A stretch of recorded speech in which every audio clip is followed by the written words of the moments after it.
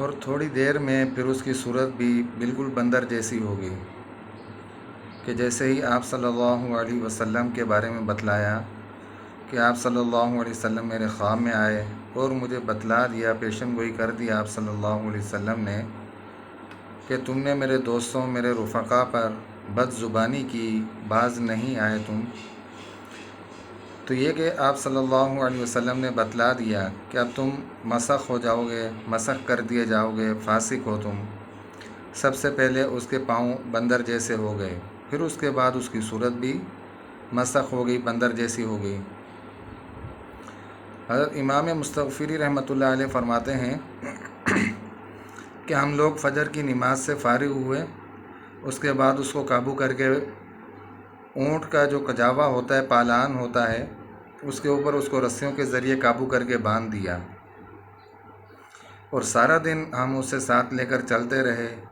شام کو کہیں غروب آفتاب کے وقت ہم کہیں کسی جنگل وغیرہ میں پہنچے، تھوڑی دیر کے لیے وہاں رکے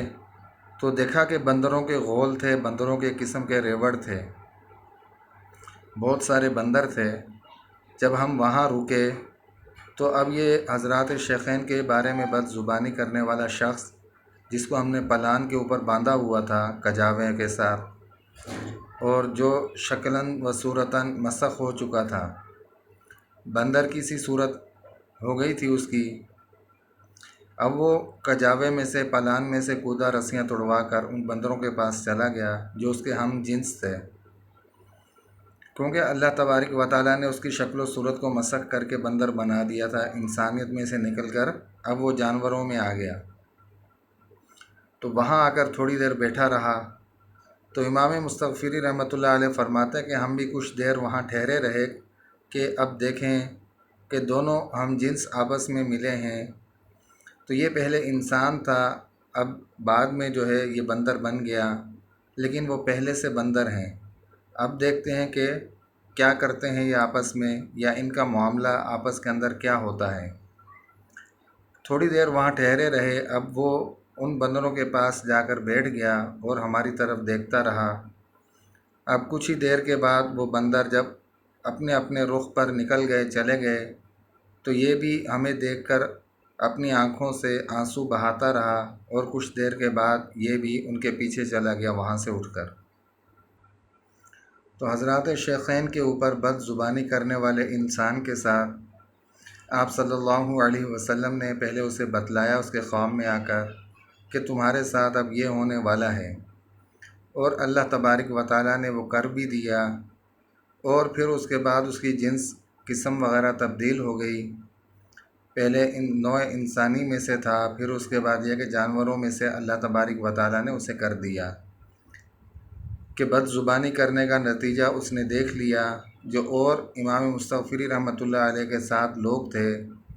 انہوں نے بھی اس کا انجام دیکھا اور پھر آگے اس کو نقل کیا اور لوگوں تک اس بات کو پہنچایا کہ یہ تو حضرات شیخین کے بارے میں واقعہ سامنے آیا، لیکن حضرات صحابہ کرام کے بارے میں جو لوگ بد زبانیاں کرتے ہیں، زبان درازیاں کرتے ہیں، ان کے اوپر طعن و تشنیع کرتے ہیں، میں آج بھی یقین کے ساتھ کہہ سکتا ہوں کہ ان کے چہروں پر نحوست، پھٹکار وغیرہ یہ سب کی سب چیزیں نمایاں نظر آتی ہیں، اور لوگ ان کو دیکھ بھی سکتے ہیں کہ کس طریقے سے اللہ تبارک و تعالیٰ کی لعنت ان کے اوپر پڑتی ہے، برستی ہے، اور وہ لوگ کس طریقے سے اس دنیا کے اندر رہ کر کہ ان کی عقلوں پر اور ان کے دلوں پر اللہ تبارک و تعالیٰ حقانیت سے عاری ہونے کا پردہ ڈال دیتے ہیں کہ حق کے بارے میں انہیں پتہ ہی نہیں چلتا کہ حق اور سچ کیا ہے. جو زبان پر آیا وہ صحابہ کرام کے بارے میں بک دیتے ہیں. کیا صحابہ کرام کوئی لاوارث ہیں کہ ان کے بارے میں کوئی پوچھنے والا نہیں ہے؟ بلکہ یہ دیکھیں کہ اللہ تبارک و تعالیٰ نے صرف دو حضرات شیخین کے بارے میں، صدیق و عمر رضی اللہ عنہما کے بارے میں، جو بد زبانی کرنے والا زبان دراز تھا انسان، اللہ تبارک و تعالیٰ نے اس کو کیسی سزا دی. اور جو اور صحابہ کرام کے اوپر بھونکے گا یا بکے گا تو اللہ تبارک و تعالیٰ سے امید ہے کہ اللہ تبارک و تعالیٰ اس انسان کو اس دنیا کے اندر دوسروں کے لیے بھی نشان عبرت بنائیں گے اور اس کی آخرت بھی برباد ہوگی. وجہ صرف یہی کہ اللہ تبارک و تعالیٰ نے قرآن پاک کے اندر اس سے بڑی کوئی کتاب نہیں، اگر اس سے بڑی کوئی کتاب ہو تو وہ لا کر دکھلائے کہ جس کے اندر اللہ تبارک و تعالیٰ نے یا آپ صلی اللہ علیہ وسلم نے یہ کچھ یوں فرمایا ہو کہ حضرات صحابہ کرام کے اوپر تم زبان درازیاں کر سکتے ہو یا طعن و تشنیع کر سکتے ہو، میں ان سے راضی نہیں ہوا یا وہ جنتی نہیں، بلکہ اس سے بڑھ کر کوئی بھی کتاب نہیں اس دنیا کے اندر، آپ صلی اللہ علیہ وسلم سے بڑھ کر کوئی بھی اس دنیا کے اندر کسی بھی انسان کے لیے کوئی ایسا محبوب ترین انسان نہیں کہ جس سے محبت کی جائے آپ صلی اللہ علیہ وسلم سے بڑھ کر، کیونکہ آپ صلی اللہ علیہ وسلم کے ایک ایک حکم کے اوپر حضرات صحابہ کرام نے اپنی جانیں نچھاور کیں، اپنی جانوں کے نذرانے پیش کیے۔ وہ حضرات وہ تھے کہ جنہوں نے آپ صلی اللہ علیہ وسلم کی ذات اقدس کو دیکھا اور اس کو سنا اور ان کی تابع داری کی، ان کی اتباع کے اندر زندگیاں گزاریں۔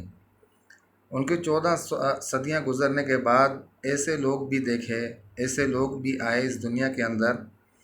جن کے ہم نے نام سنے اور جن کے بارے میں ہم نے سنا کہ جنہوں نے آپ صلی اللہ علیہ وسلم کو دیکھا تو نہیں،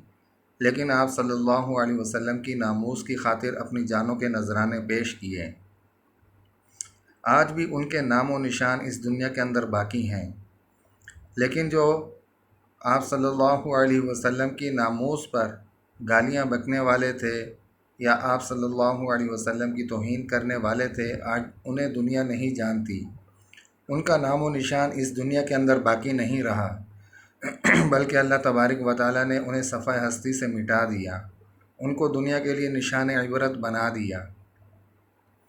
تو اللہ تبارک و تعالیٰ سے دعا ہے کہ اللہ تبارک و تعالیٰ ہم سب کو ان چیزوں کے سمجھنے کی توفیق عطا فرمائے، اور یہ کہ ویڈیوز اچھی لگنے کی صورت میں سبسکرائب اور لائک شیئر وغیرہ لازمی کر دیا کریں، تاکہ ہماری ہر نئے آنے والی ویڈیوز آپ حضرات تک بآسانی پہنچتی رہیں۔